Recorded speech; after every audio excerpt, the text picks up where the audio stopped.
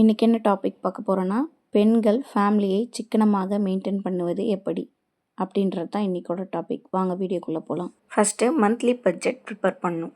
Monthly expense போக நம்மளால் எவ்வளோ சேவ் பண்ண முடியும் அப்படிங்கிறத ஃபஸ்ட்டு ஷெடியூல் பண்ணணும்.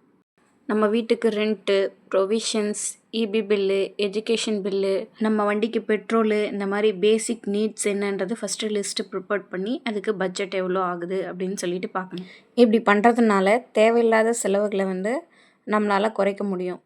அதுலேருந்து எவ்வளோ சேவ் பண்ணலாம் அப்படின்னு சொல்லிட்டு நம்மளுக்கு ஒரு ஐடியா கிடைக்கும். செகண்ட் பாயிண்ட் என்னென்னா, மளிகை சாமான்லாம் சூப்பர் மார்க்கெட் அந்த மாதிரி கடையில் வாங்காமல் நமக்கு எது தேவையோ அதுக்கு லிஸ்ட்டு கரெக்டாக இந்த பொருள் இவ்வளோ அளவு தான் இருக்கணும், இந்த பொருள் இவ்வளோ அளவு வாங்கினா ஓகே, நம்ம இந்த மந்த்து மேனேஜ் பண்ண முடியும் அப்படின்னு சொல்லி நம்மளே கால்குலேட் பண்ணி அதுக்கேற்ற மாதிரி லிஸ்ட் எழுதி அதை ஹோல்சேல் ரேட் கடையில் கொடுத்து அந்த மாதிரி மளிகை சாமான் வாங்கும்போது அதிலேருந்து ஒரு சம் அமௌண்ட்டை நீங்கள் சேவ் பண்ண முடியும்.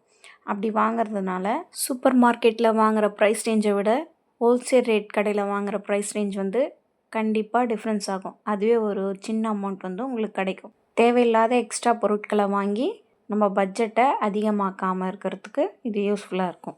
தேர்ட் பாயிண்ட், மின்சாதன பொருட்கள், ஃபேனு, லைட்டு இதெல்லாம் தேவைக்கு மட்டும் யூஸ் பண்ணிக்கணும். நம்ம அந்த இடத்துல இல்லை அப்படின்னா வெளியில் எங்கேயாவது போகிறோன்னா உடனே ஆஃப் பண்ணிவிட்டு போகிறதுக்கு நம்ம பழகிக்கணும். அப்படி பண்ணும்போது தேவையில்லாமல் இபி பில் வர்றதை நம்ம ரெடியூஸ் பண்ண முடியும். அதே மாதிரி தண்ணியுமே தேவைக்கு யூஸ் பண்ணிக்கணும்.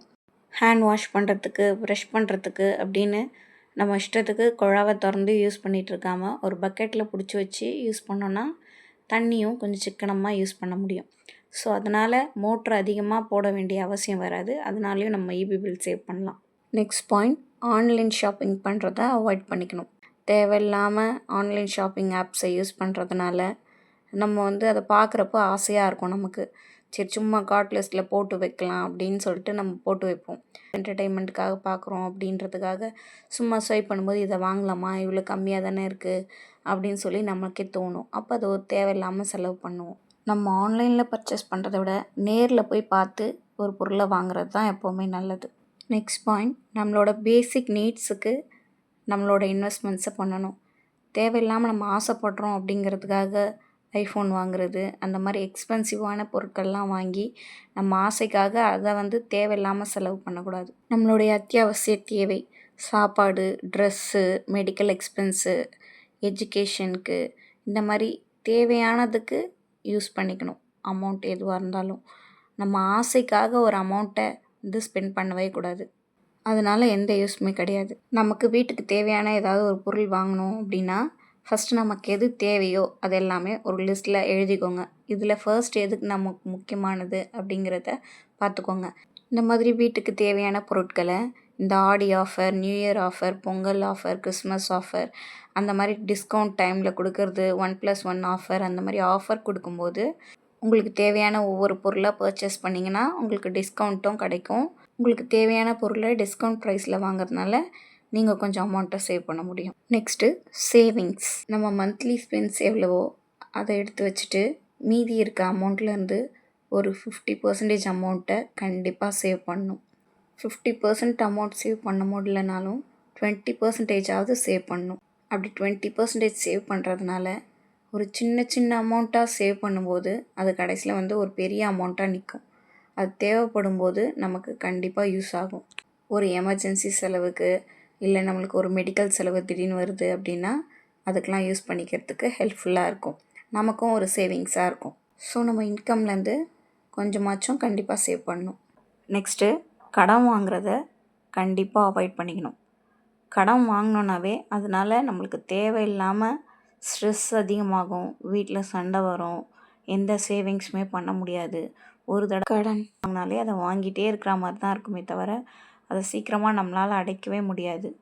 ஸோ மேக்ஸிமம் கடன் வாங்காமல் அவாய்ட் பண்ணிக்கிறதுக்கு பார்க்கணும். தேவை, நீட் கண்டிப்பாக வேணும் இப்போ அப்படின்னா வாங்கிட்டோன்னா கூட அதை சீக்கிரமாக கொஞ்சம் கொஞ்சமாக எப்படி திரும்பி அடைக்கிறது அப்படின்னு பார்த்து சீக்கிரமாக அந்த கடனை முடிச்சு விட்டால் தான் நமக்கும் நிம்மதி, நம்மளால் ஏதாவது அமௌண்ட்டை சேவ் பண்ணவும் முடியும். ஸோ தேவையான பொருட்களை மட்டும் வாங்கிட்டு ஆடம்பர செலவு பண்ணாமல் அதுக்காக கடன் வாங்கி செலவு பண்ணி நம்ம ஸ்பெண்ட் பண்ணக்கூடாது. நெக்ஸ்ட்டு, நம்ம சிக்கனமாக இருக்கணும் அப்படின்னு நினச்சா மட்டும் பத்தாது.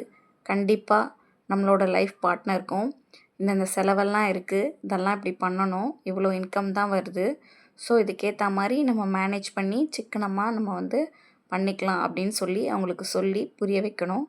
குழந்தைங்களுக்கும் கண்டிப்பாக ஒரு பொருள் கேட்டாங்க அப்படின்னா உடனே வாங்கி கொடுக்காம, அது தேவையா அப்படின்னு பார்த்துட்டு தேவையான விஷயம் அப்படின்னா வாங்கி கொடுங்க. அப்படி இல்லைன்னா அப்புறமா வாங்கி தரேன், இந்த மாதிரி இந்த கமிட்மெண்ட் இருக்குது நமக்கு அப்படின்னு சொல்லி புரிய வைக்கணும் குழந்தைங்களுக்கு. கேட்டது எல்லாமே நம்ம வாங்கி கொடுத்துட்டோன்னா நம்ம கேட்டது எல்லாமே நமக்கு கிடச்சிருக்கு அப்படின்னு சொல்லிட்டு அவங்க வந்து ஒரு சேஃப் ஜோன்லேயே இருப்பாங்க. ஸோ பணத்தோட மதிப்பை அவங்களுக்கும் கண்டிப்பாக புரிய வைக்கணும்.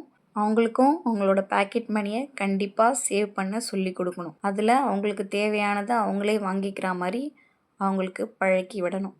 அதுதான் நல்லது. அப்போ தான் அவங்களுக்கும் கஷ்டம் என்னன்னு தெரிஞ்சு வளருவாங்க. நம்ம தான் கஷ்டப்பட்டோம், நம்ம குழந்தை கஷ்டப்படக்கூடாது அப்படின்னு எது எதில் நினைக்கணுமோ அதில் தான் நம்ம நினைக்கணும். ஒரு விஷயத்த சப்போர்ட் பண்ணுறதுல இருக்கணும் நம்ம அந்த மாதிரி நினைக்கிறது. அவங்க ஆசைப்பட்ட பொருளெல்லாம் வாங்கி கொடுத்து சப்போர்ட் பண்ணுறதுல இருக்கக்கூடாது நம்ம அவங்களுக்கு சப்போர்ட் பண்ணுறது. ஸோ அவங்களுக்கும் கண்டிப்பாக எல்லாமே தெரியணும். இந்த விஷயத்தெல்லாம் ஃபாலோ பண்ணும்போது கண்டிப்பாக நம்ம சக்ஸஸ்ஃபுல் லைஃப்பை லீட் பண்ண முடியும். நம்ம வீடியோஸ் நிறைய பேர் பார்க்குறீங்க, ஆனால் எல்லாருமே சப்ஸ்கிரைப் பண்ணாமல் பார்க்குறீங்க. ஸோ நீங்கள் சப்ஸ்கிரைப் பண்ணிங்கன்னா எனக்கும் கொஞ்சம் மோட்டிவேஷனாக இருக்கும். இந்த மாதிரி யூஸ்ஃபுல்லான கண்டென்ட்டுக்கு மறக்காமல் மதியின் அனுபவங்கள் சேனலை சப்ஸ்கிரைப் பண்ணுங்கள். தேங்க்யூ.